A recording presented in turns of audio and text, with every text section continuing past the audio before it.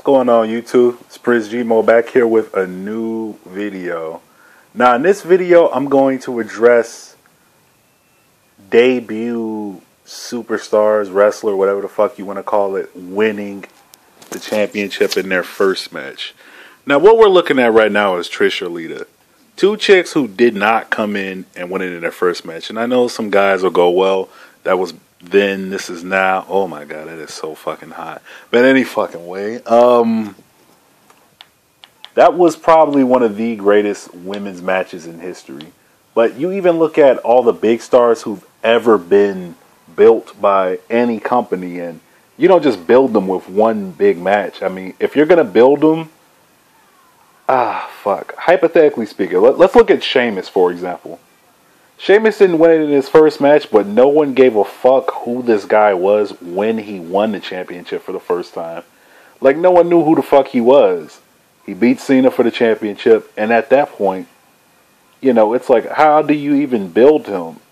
And in a way, it was different for Sheamus because he was, you know, playing the bad guy, the heel, at the time, and, you know, everybody instantly hated him for pushing Cena through the table, except, you know, people who hated Cena like me. I loved Sheamus for doing that, but in the case of Paige, as well as anyone else who they're thinking they're going to just shove through the door and say you're going to win it in your first match, or even Gail Kim at the time, some years ago, it kind of sort of became a fact of like, well, why do we have to even get behind this person? You know, you're automatically making someone a villain when you're showing that, number one, they didn't put in no work. I mean, I know that there's some NXT fans who follow Paige, you know, since day one, you know, of her career. But for majority of the audience that watches WWE, you know, most people don't watch NXT.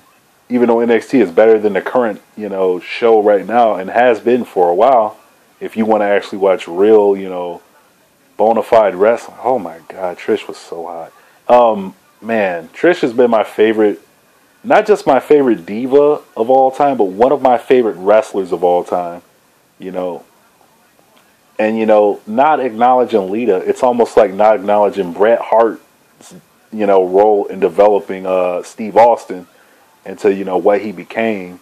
You know, they needed each other to grow. But who does Paige need to grow now? You know, Trish and Lita, they wrestled and fought, did bikini matches, mud matches, and sometimes some embarrassing shit just to even get to the level to even, you know, smell the gold, to even get 10 feet within, you know, a championship or anything to do with the business. And not saying Paige hasn't paid her dues, but to the mainstream audience that, you know, that's seeing her, I mean, maybe a little 5-year-old can go, oh my God, she won it within the first 5-10 minutes. Yeah. But a grown man above the age of 18 that's been watching the product for, oh my God, that still look nasty to this day. But if you've been watching the product for, you know, X amount of time, part of you goes, who the fuck is this, you know? What the fuck are they thinking by doing this? Because they did it already. They did it with Gail Kim, and look how she turned out. And I know from a racial standpoint, typically Asian wrestlers don't get pushed in WWE. I mean, look no further than Kenzo Suzuki, who became John Cena's bitch, you know, after he got 1-2 months of getting a decent push. Then look at Tajiri. Tajiri is probably the only Asian wrestler that fans genuinely got behind. And if you were to mention it to an old, I would say, veteran fan that's been watching the Pro for a while, they would look at Tajiri and go, yeah, that was a bad motherfucker. You know, Kenzo Suzuki got pimped out to Cena. Yoshitatsu, you know, once again, you know, another Asian wrestler bites the dust for WWE. You know, oh man, Tensai, who never really was Asian, who was the A-Train. You know, why do they keep doing this? First match, you give the championship to this girl. I know that you want to generate interest within the Divas division sometimes, and the interest is already there with Total Divas. You know, my wife can sit through an entire episode of Total Divas, but she can't sit through 10 minutes of Raw. And I would admit, I can sit through Total Divas a lot easier than I could sit through Raw nowadays. Because it's like, with Total Divas, I actually know what I'm going to get. I'm going to get a so-called reality show, you know, with hijinks and, you know, fake drama. But with, WWE, when I watch Raw, what do I as a fan think I'm really going to get from the show? Because me, I'm old school. I watched it in ads where I'm expecting to see some crazy shit, each time I turn it on, which is why I don't really turn it on nowadays unless I'm going to watch, the old school stuff from back when, like I'm looking at now, that was actually good. You're never going to see, probably for a while now, I give it a good year or two before we see two divas, two women main event a show. I highly doubt we'll see that for a while. And if we do see it, it'll probably be the Bellas against each other just because of a reality show. But back then, they didn't have Total Divas for these girls. And I really do salivate and think about what if they did. What if there was a Total Divas reality show for the divas back then? Back when you had Tori Wilson. Back when you had Trish, Lita. Damn, I don't want to say Nydia because she wasn't there very long. But I'm trying to think, who else was a bad bitch back then? Fuck. Not Donna Marie because she was gone. One of those here today, gone tomorrow. Sable. Literally, just some of those bona fide female stars from back then. Because there's people who still remember who Tori Wilson was. People still remember Trish. People still remember Lita. Is anyone honestly going to remember Oksana 10 years from now? Or who else is on the roster that's basically obsolete? The one chick with the Matadors that was with Del Rio all the time. I can't even remember her name. Guys still remember Melina. And I know that these models come in and they think they're going to make an impact. They're going to launch their careers. And maybe you do, but if you legitly care about, leaving a legacy in wrestling, winning championships, and staying in the business, which 90% of them don't really, you have to have some wrestling skill. Natalya Neidhart, I'm definitely going to remember her, but I'm sorry. Natalya Neidhart, my dick gets soft when I look at her. And that's just me personally. And I don't know what it is, I honestly don't know what it is. I think it's just more so the way she, quote unquote, carries herself. And any Natalya fan should not really give a shit about what I think about her looks. Don't get me wrong, the chick can wrestle. But Natalya Neidhart reminds me of what was wrong with the WNBA, years ago. You watched the WNBA and you saw a whole bunch of chicks that just, they didn't carry that, that female type of look that catered. Oh my God, how can I put this? I think men understand what I'm talking about. When I look at a woman, I want to look and go, that's a woman. I don't want to see some muscled up chick, like a Beth Phoenix or anything. But when I look at Natalya, I see I see a tomboy, but at the same time, I don't see the 30% feminism, female type thing going. Even with Lita, her being a tomboy, I would see, the female qualities to her. I would see a thong stick out every now and then. I would see a bra every now and then. But I don't see that with Natalya. Oh man, I used to hate Lita, but yes, that was a beautiful moonsault. That is hands down one of the greatest Divas matches. I didn't expect to even talk this long, but why? I don't understand why WWE continues to do this. Like, they don't do it often, but when they do it, it's almost like they're setting up the new guy, new girl for failure.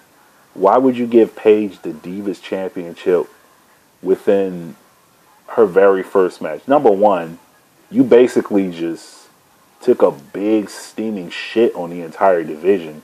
It's not like Paige came through the gate and she's like wrestling like Chris Benoit or Kurt Angle or I don't want to say Punk. Punk is okay, but he's not on their level. Or like Brock Lesnar in his prime.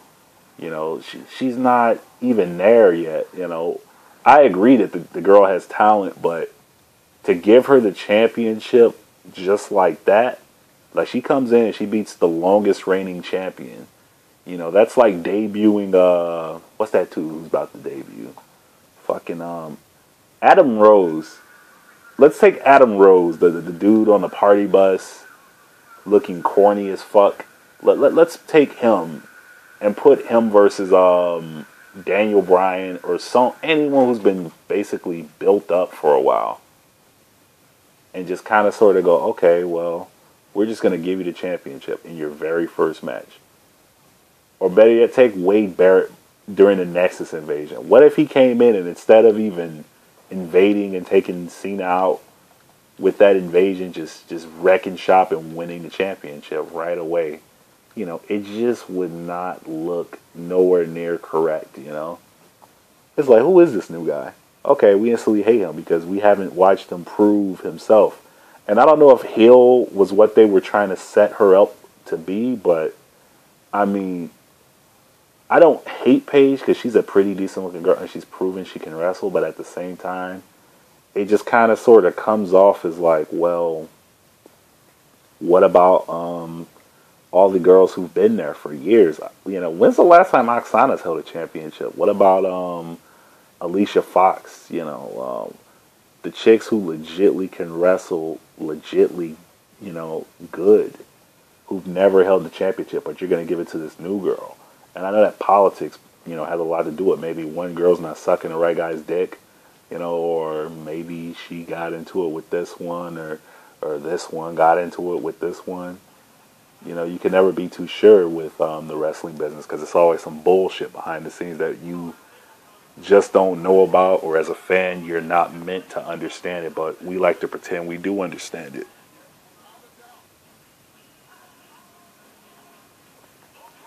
So that's Gail Kim, for those who don't know her. And let's look at where she is now. You gave her the championship within her first match. But this is why I don't agree with guys who buy chicks diamond rings before they marry them. I think that men should buy chicks a decent ring, but I wouldn't be dropping, you know, tens of thousands of dollars to buy a chick a, you know, big fucking rock, you know, when I don't know if she's gonna, you know, ditch me within a year or two, especially within today's society. I would honestly say, don't give anyone the holy grail of championships. I know the Divas Championship doesn't mean shit to some people, but to those girls that work hard every day for it, it means something. So why would you give her something that everyone's busted their ass for and basically shit on everyone else that's been there? You know, if there's something going on backstage behind the scenes, then sometimes I think WWE and other wrestling companies should really illustrate that this chick is a total bitch behind the scenes. You've got the reality show to do it. You've got, you know, so many avenues to, you can even tweet that the chick is a bitch behind the scenes. Oh, she fucked this one's boyfriend, or she took a shit in this chick's bag. I mean, that shit gets out nowadays anywhere, regardless of what they do with spoiler sites and dirt sheets. But just illustrate the fans why every other chick is not getting the chance that this brand new girl, you know, that's half their age is getting. You know, oh my God, you look so hot. But man, I'm just saying, why would you put Paige, a chick that young, in that type of situation to just basically where, what does Paige have left to achieve now at this point? Like, if she would have came in, anyone remember how Cena came in? He had that one match with Kurt Angle, great match, but he didn't win it. And it was simple as that. What does Paige have left to accomplish? There's no women's intercontinental, European, tag team, nothing else for her to work towards getting. That's like, you know, you play Call of Duty or any other game that you play, and rather than go through the entire Ryoko, the entire journey of the game, you just go straight to the final boss and you win. It's like, so what reason do you have to play it anymore? You just picked up Mortal Kombat, you beat Shao Kahn. I mean, you can fight everyone else for the variety of the game to try to give it some shelf life, but you've already done it. That's like, you know, you want to have sex with the prom queen, and within 10 seconds of saying hi to her, you smash. So why do you have to take her out on a date and do all these other things when you've already gotten the Holy Grail. But that's all I got. See y'all. Peace.